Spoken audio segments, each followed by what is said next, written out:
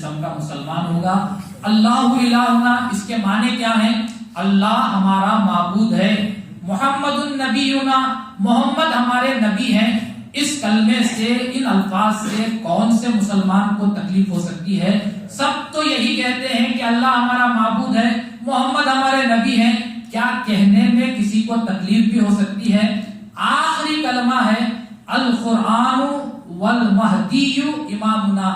قرآن اور مہدی ہمارے امام ہیں۔ اب قرآن کو کون مسلمان ہوگا جو یہ کہے گا کہ میں قرآن کو امام نہیں مانتا؟ مہدی کے تعلق سے پوری دنیا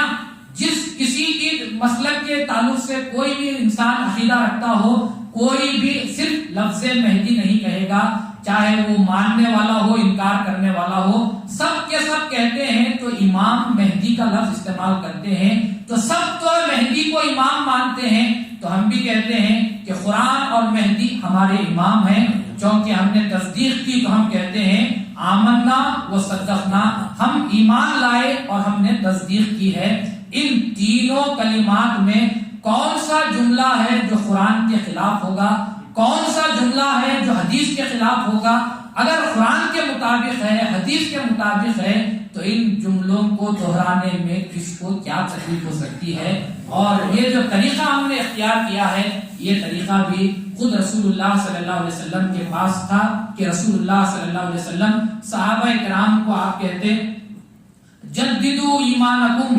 اپنے اپنے ایمان کی تجدید کرو، یعنی اپنے اپنے ایمان کو کھنگالو، اپنے اپنے ایمان میں اضافہ کرو۔ تو صحابہ نے پوچھا یا رسول اللہ کیف نجدد ایماننا، ہم اپنے ایمان کی تجدید کیسے کریں؟ تو رسول اللہ صلی اللہ علیہ وسلم نے ارشاد فرمایا قالوا لا الہ الا اللہ، ایک دوسری حدیث میں رسول اللہ صلی اللہ علیہ وسلم نے ارشاد فرمایا اکثروا لا الہ الا اللہ، تو لا الہ الا اللہ کثرت سے ذکر کرو۔ تو رسول اللہ صلی اللہ علیہ وسلم نے صحابہ کو ایک جگہ پر جمع کیا اور آپ نے لا الہ الا اللہ اور محمد رسول اللہ بھی کہا۔ تو یہ جو طریقہ ہم کو سکھایا گیا اپنے ایمان کو تازہ کرنے کے لیے ہے۔ اگر ان کلمات کے کہنے سے کسی کو بھی تکلیف ہو رہی ہے تو میں یہ سمجھتا ہوں کہ اس کو اپنے مسلمانی کو جانچنے کی ضرورت ہے، اپنے ایمان کو کھنگالنے کی ضرورت ہے۔ کلمہ طیبہ یہ ہمارے ایمان کی جان ہے، اللہ ہمارا معبود ہے، محمد ہمارے نبی ہیں، یہ بھی ہمارے ایمان کی جان ہے، قرآن امام ہے، مہدی امام ہے، یہ بھی ہمارے ایمان کی جان ہے۔ ان کلمات کو اس لیے دہرایا جاتا ہے کہ یہ جو کلمات ہیں یہ کلمات آپ کے ایمان کو تازہ کرنے والی ہوتی ہیں، کیونکہ جب آپ انسان دن بھر جو زندگی گزار لیتا ہے،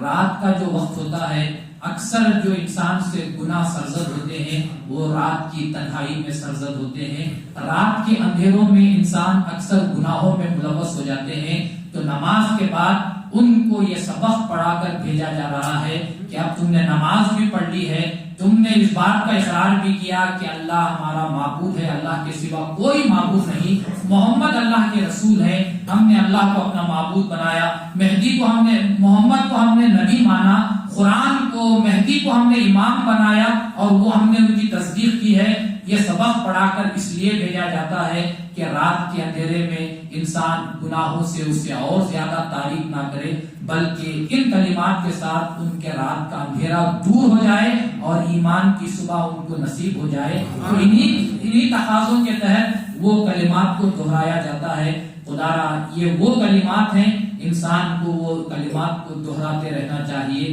جب اللہ کے رسول کا، قرآن کے تعلق سے، مہدی کے تعلق سے آپ وہ الفاظ دہراتے ہیں تو آپ کو وہ چیزیں یاد رہتی ہے۔ اور حضرت مرشد قبلہ کا ایک تسبیح کے تعلق سے ایک بہترین آپ نے جواب دیا تھا، اس جواب کو آپ کے سامنے رکھتے ہوئے میں آج کی اس گفتگو کو ختم کرتا ہوں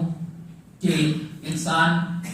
جب رات میں نماز وغیرہ عشاء کی پڑھنے کے بعد گھروں کو جاتے ہیں، کھانے کے بعد سوتے ہیں، نیند کیا ہے؟ تو رسول اللہ صلی اللہ علیہ وسلم نے خود ارشاد فرمایا النوم اخت الموت، کہ نیند موت کی بہن ہوا کرتی ہے، کیونکہ ایک آدمی جو مر چکا ہے وہ اور ایک آدمی جو سو رہا ہے، ان دونوں میں فرق سوائے سانس کے اور کچھ بھی باقی نہیں رہتا. اور رسول اللہ صلی اللہ علیہ وسلم نے خود فرمایا کہ انسان جب سو جاتا ہے اس کی روح نکل جاتی ہے، پھر صبح جب اس کو اٹھانا ہوتا ہے اللہ کے حکم سے پھر اس میں روح ڈال دی جاتی ہے. تو وہ جو آپ نیند، جس کو آپ نیند کہہ رہے ہیں، حقیقت میں وہ موت کی بہن یعنی آدھی موت ہے، جو موت کے گود میں آپ جا رہے ہیں. تو ہم کو بتایا گیا کہ یہ جو آپ کلمات دہراتے ہیں یہ قبر میں پوچھے جانے والے سوالات کو آپ کو یاد دلایا جا رہا ہے کہ قبر میں پوچھا جائے گا تو وہ یہی کہ تمہارا رب کون ہے. کلمہ پڑھ کر جا کر سوئیں گے تو جواب دینے میں تم کو سہولت رہے گی. پوچھا جائے گا تمہارا دین کیا ہے، تو ہمارا دین کیا ہے، ہمارا دین یہی ہے اللہ الہنا محمد النبینا القرآن والمہدی امامنا آمنا وصدقنا، یہی ہمارا دین ہے.